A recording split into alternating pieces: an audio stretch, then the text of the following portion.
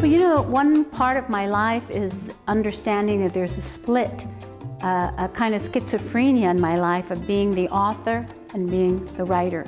The author is the public person, the person that goes out and meets and greets and signs books and gives reading, and the writer is the reclusive, hermetic person that doesn't want to see anyone and that is creating, that doesn't get dressed up and comb her hair and stays in her pajamas all day. So it's kind of interesting to look at these displays and see these two parts of myself. And I'm as surprised as you to find what's here, because some of these things were in storage for so long. I don't know every single item that's here. So as I've walked around the displays, I'm like, whoa, that's where that is.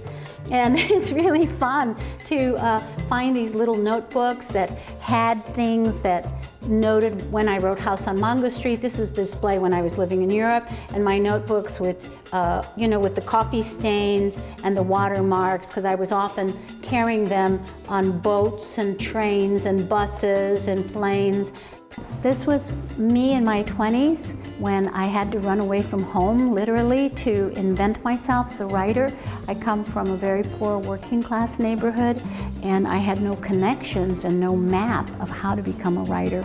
And so I saw movies and read biographies and saw writers went to Europe.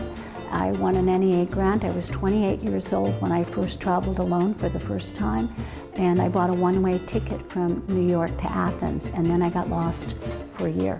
And this is from that time when I'm on my own. I'm kind of a cloud drifting along. I meet people, they say go to this town, I say okay.